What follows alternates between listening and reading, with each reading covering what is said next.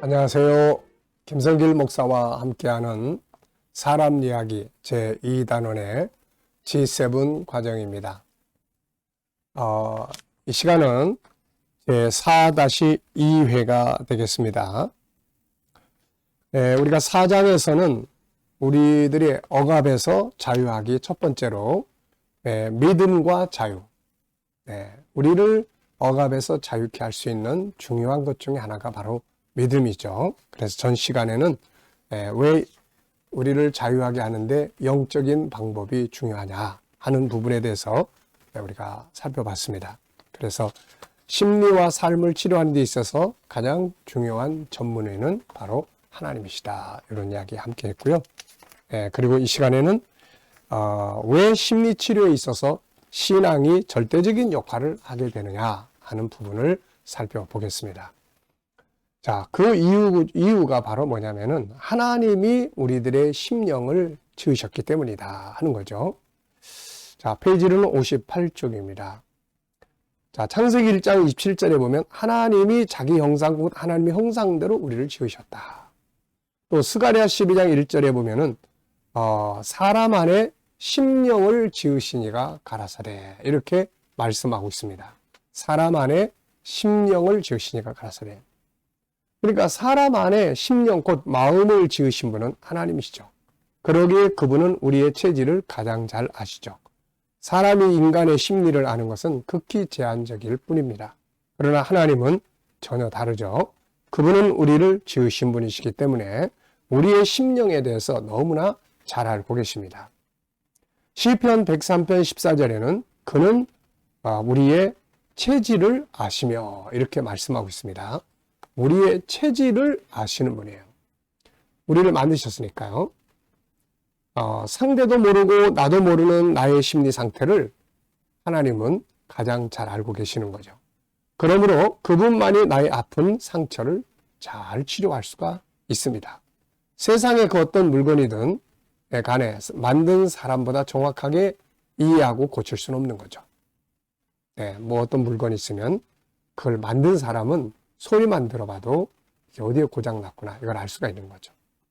자, 그래서 심리치료에 있어서 신앙이 절대적인 이유가 되는 이유는 그것은 하나님이 우리 내면을 지으셨기 때문에 우리 내면을 너무나 잘 알고 계세요. 그래서 그분이 가장 잘 치료하시다. 두 번째는 사람의 심령 속에 들어오셔서 일하시는 하나님. 본래 사람의 마음은 하나님이 계시는 집으로 만들어졌습니다. 그래서 우리의 마음을 하나님의 성전이라고 부르죠. 고린도서 3장 16절에 보면 너희는 너희가 하나님의 성전인 것과 하나님의 성령이 너희 안에 계시는 것을 알지 못하느냐 이렇게 말씀하죠. 자, 우리가 사람들끼리는 가끔 이런 말들을 합니다. 당신은 내 마음을 몰라. 내 속을 몰라. 혹은 내 마음 나도 모르겠어 라고 이야기를 하죠. 맞습니다. 사람은 사람의 마음을 모르죠. 어떻게 알겠어요? 그 속에 들어가 볼 수가 없기 때문입니다. 부모가 자녀의 마음속에 들어가 볼 수도 없고 부부도 친구도 마찬가지입니다.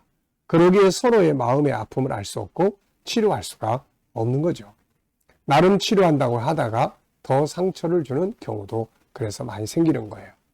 자, 여러분들은 상대방의 마음속에 들어가 볼 수가 있나요? 그 속에 들어가 봐야 상대방의 아픔이 뭔지 그것을 어떻게 치료해 줄 수 있을지를 알게 되는데 일단 못 들어가 보는 거예요. 그러니까 모르죠. 아무도 그렇게 하지 못합니다. 단지 상담, 우리가 일반 사회심리학은 사람 속에 들어가서 보는 게 아니라 안에 있는 내용들이 밖으로 나타나는 것들을 종합적으로 다 이렇게 모아가지고 그것을 분석해서 내면의 세계가 이럴 것이다 라고 추정하고 거기에 맞춰서 치료 방법들을 사용하게 되는 거죠. 자, 그래서 이 사회심리학은 인간의 내면을 정확하게 알고 치료하지 못하는 거죠. 왜냐하면 그 안에 들어가 볼 수 없으니까.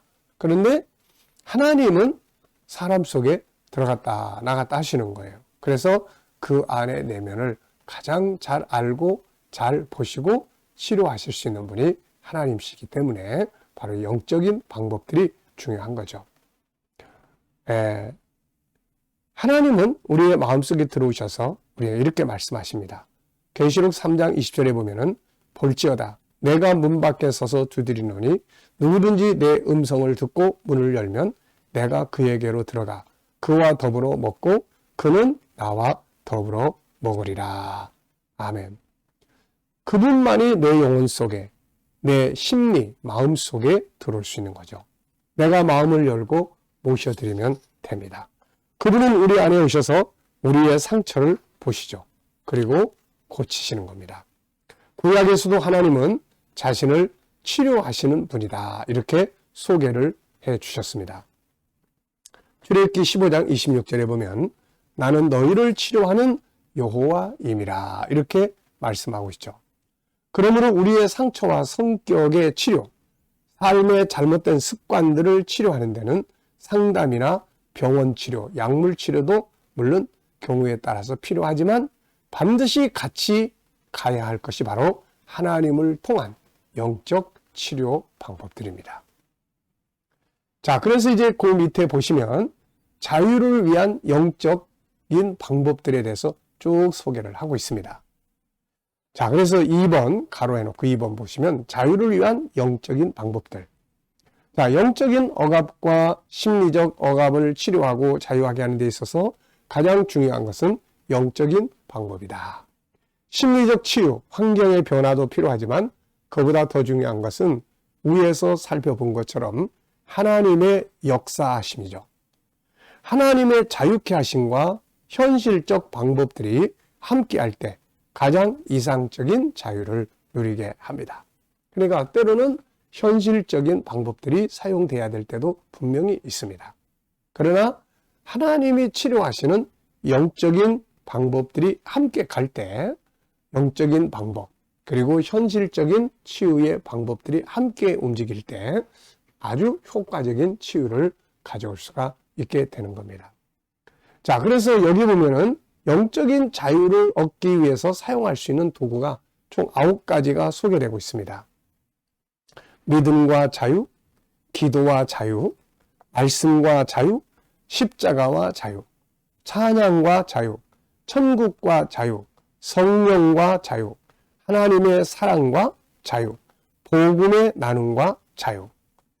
자, 이런 방법들을 우리가 지혜롭게 잘 사용하는 것이 심리치료의 억압에서 자유케 하는데 아주 큰 도움이 될 수가 있는 것이죠. 자, 이 주제 하나하나는 우리를 억압에서 자유케 하는 놀라운 능력을 가지고 있습니다.